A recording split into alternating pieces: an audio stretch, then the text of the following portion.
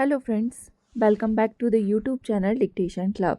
आज का डिक्टेशन आनंद मासिक पत्रिका अंक 21 से लिया गया है, जो कि 4 स्पीड 80 शब्द प्रति मिनट, 90 शब्द प्रति मिनट, 100 शब्द प्रति मिनट और 120 शब्द प्रति मिनट की गति से डाला जाएगा। इसको आप अपनी स्पीड के अनुसार चयन करके लिख सकते हैं। इसकी पीडीएफ आपको अलग से चाहिए तो नीचे डिस्क्रिप्शन बॉक्स से आप टेलीग्राम चैनल ज्वाइन कर लीजिए। वहाँ आपको इसकी लिंक पिंड मिल जाएगी। और आपको अगर डिक्टेशन पसंद आता है तो वीडियो को लाइक कर दीजिए और चैनल को सब्सक्राइब कर लीजिए। तो ज़्यादा समय ना लेते हुए डिक्टेशन स्टार्ट करते हैं 5 सेकंड के बाद।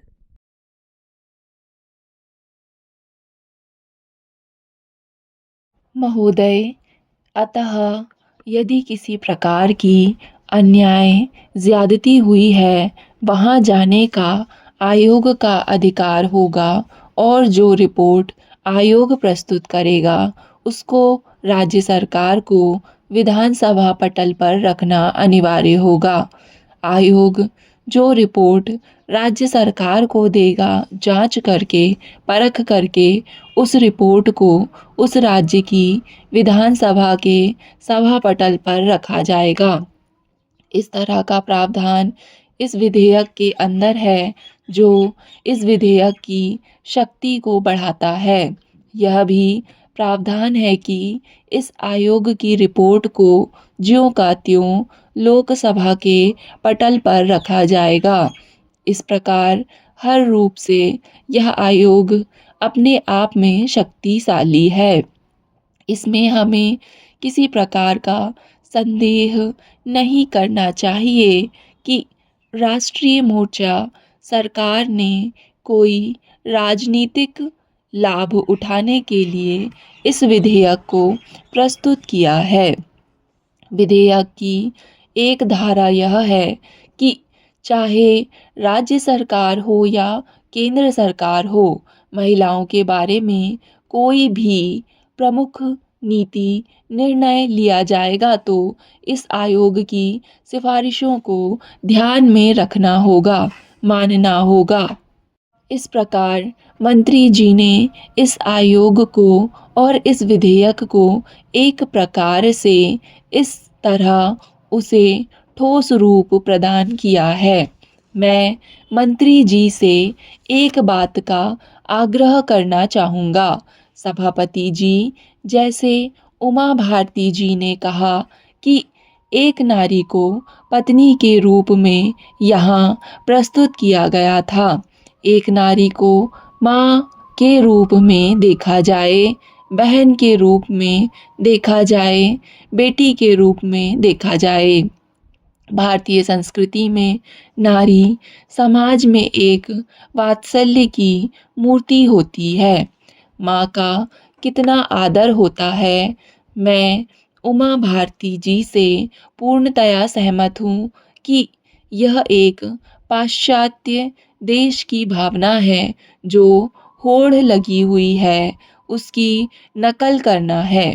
आज उसका ही परिणाम है कि यहाँ पर जो माननीय महिला सदस्य हैं, उनके भी मन में बार बार यह विचार उत्पन्न होता है कि उनको भारत के समाज के अंदर पूरा न्याय नहीं मिल पा रहा है। लेकिन आप गांवों में जाइए, शहरों में जाइए, परिवार में जाइए, माँ की बहुत इज्जत होती है, बहन को कितना प्यार मिलता है और बेटी को किस लालन पोषण से बड़ा किया जाता है और उसके भविष्य के लिए पिता सब कुछ करता है।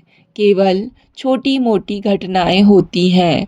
उन घटनाओं को लेकर भारतीय पुरुष को बदनाम करना मैं उचित नहीं समझता। सभापति जी, मैं एक सुझाव देना चाहूँगा।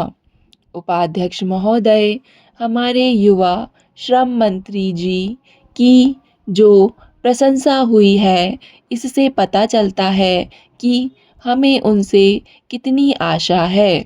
यह एक जिम्मेदारी है, तथा मैं सोचता हूँ कि स्थिति अनुकूल नहीं है, लेकिन फिर भी मैं आशा करता हूँ कि वह आशा के अनुरूप सिद्ध होंगे तथा हमें निराश नहीं करेंगे। यदि आप बारीकी से देखें तो आपको प्रतीत होगा कि यह मालिकों, नियोजकों अथवा भूस्वामियों की संसद है। यदि हम देश की तरफ ध्यान दें तो राजनीति मजदूरों के हाथ से बाहर हो चुकी है। यह केवल मालिकों तक ही सीमित है।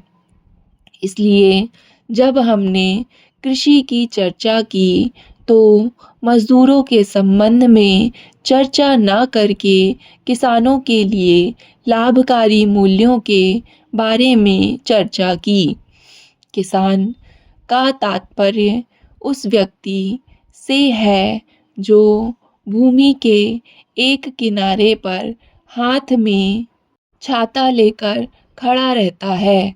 वह बाजार लाभ कमाने के लिए जाता है। जहाँ तक औद्योगिक क्षेत्र का संबंध है, जैसा कि मंत्रालय की रिपोर्ट में बताया गया है कि विगत 3 वर्षों से हड़ताल के कारण 14 मिलियन तथा तालाबंदी के कारण 22 मिलियन श्रम दिवस नष्ट हुए।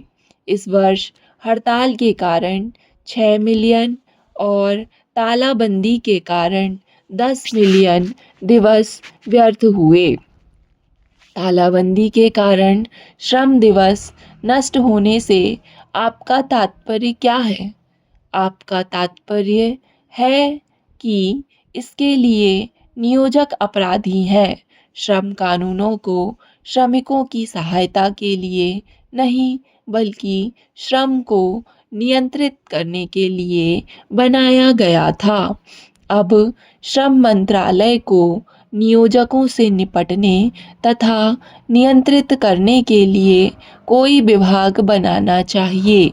उन्होंने एक तालमेल तंत्र अर्थात केंद्रीय औद्योगिक संबंध तंत्र का गठन किया है। इसी प्रकार आपको भी नियोजकों से निपटने के लिए औद्योगिक तंत्र का गठन करना पड़ेगा। मैं मंत्री महोदय से जानना चाहता हूँ कि क्या यह कागजी कार्यवाही होगी अथवा इसे व्यवहार में लाया जाएगा। यह आवश्यक सेवा बनाए रखने का अधिनियम लागू कर सकते हैं, जिसका श्रमिकों के विरुद्ध प्रयोग किया जाना बिल्कुल प्रासंगिक नहीं था। क्या उनमें नियोजकों, मालिकों तथा उन लोगों के विरुद्ध जिन्होंने हमारी दुर्लभ पूंजी को जकड़ा हुआ है तथा जो अपने कारखानों को बंद कर देते हैं, हथियार प्रयोग करने का सहारा है? आज श्रमिक हड़ताल की समस्या पैदा नहीं करते हैं। यह समस्या नियोजक और पूंजीपति पैदा करते हैं। समस्या को ठीक से समझना चाहिए। उपाध्यक्ष महोदय, मैं एक सुझाव देना चाहता हूँ। यह हमारे लोगों के लिए रोजगार की समस्या से जुड़ा हुआ है। सभी रुग्ण तथा बंद एककों की जांच और विश्लेषण किया जाना चाहिए। जो एकक अपनी तकनीकी संभावनाओं तथा आर्थिक व्यवहार्यता के कारण बंद हो गए हैं, उनके संबंध में कार्यवाही की जानी चाहिए। जैसा कि मेरे साथियों ने सुझाव दिया है, उन एककों अर्थात उन सभी उद्योगों या कारखानों से जो कुप्रबंध तथा कार्यशील पूंजी के दुरुपयोग के कारण बंद है, निपटने के लिए दूसरी प्रक्रिया का अनुपालन किया जाए।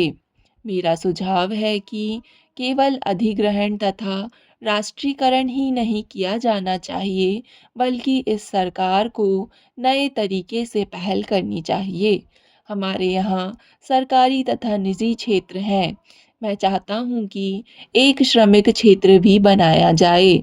जब प्रबंध किसी कारखाने को जो आर्थिक रूप से लाभप्रद हो सकता है तथा जिसके उत्पादों के लिए बाजार है, चलाने का इच्छुक नहीं है, तो इसे चलाने के लिए श्रमिकों को सहकारिता बनाने के लिए प्रोत्साहित किया जाना चाहिए तथा सरकार को इसे चलाने के लिए श्रमिकों को अधिकार देने तथा अर्थव्यवस्था में सहयोग देने तथा रोजगार बनाए रखने के लिए कानून बनाने चाहिए। स्टॉप। डिक्टेशन पसंद आए तो वीडियो को लाइक तथा चैनल को सब्सक्राइब ज़रूर करें। धन्यवाद।